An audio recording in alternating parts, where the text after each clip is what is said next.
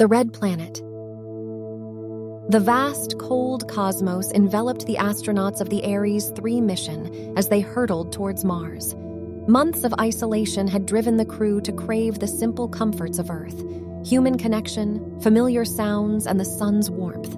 However, unbeknownst to them, they were about to confront an enigma far more sinister and chilling than loneliness. Captain Rachel Lee's eyes were locked onto the approaching swirling red planet. Her voice, laced with a hint of foreboding, echoed through the intercom.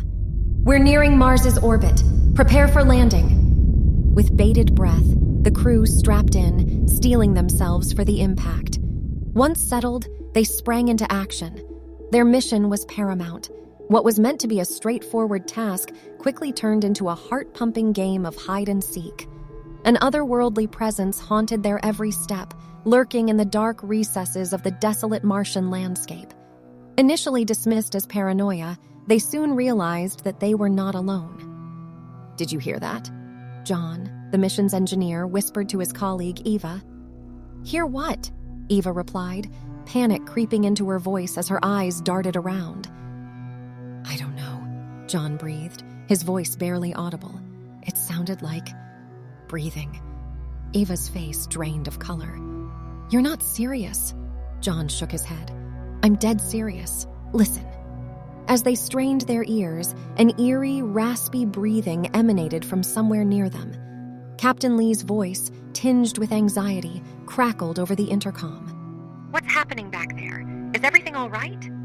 John and Eva exchanged a glance, unsure of how to respond.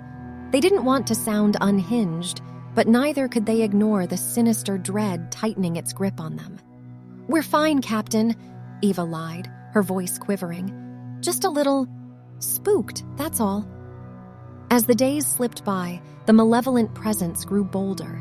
It taunted them, darting through the shadows, evading their peripheral vision. Inevitably, they came face to face with their worst nightmare. During the dead of night, the unseen entity attacked.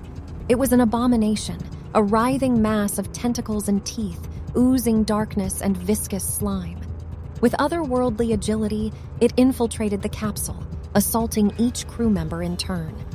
Pandemonium erupted as they realized they were ill-equipped to face this unearthly foe.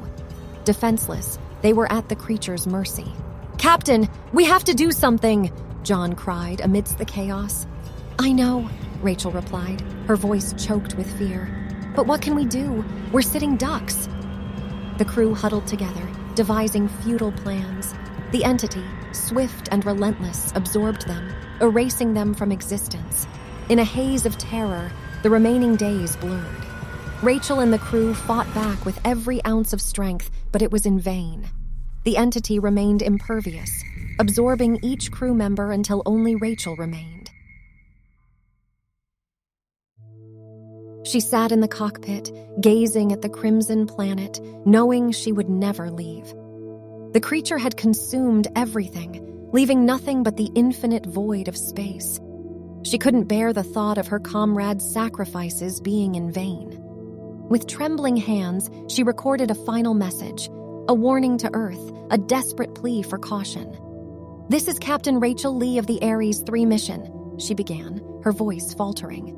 "We encountered an alien life form on Mars, and it consumed us. We were not prepared for this kind of threat. We had no way to defend ourselves. I don't know what this means for the future of space exploration, but please be careful. We don't know what's out here. We don't know what we're dealing with." Her voice trailed off, her gaze transfixed on the mesmerizing red planet before her. She wondered if anyone on Earth was listening. She wondered if anyone cared. But it was too late for that now. She had done what she could. She had left a message behind, a warning to those who might dare to venture after them. As the entity closed in, a chilling thought consumed her. Was this the fate that awaited humanity? Would they forever be at the mercy of the unknown, the unexplainable, the other? The thought sent a shiver down her spine. Rachel closed her eyes for the last time. And then, in the cold, unfeeling depths of space, there was only darkness.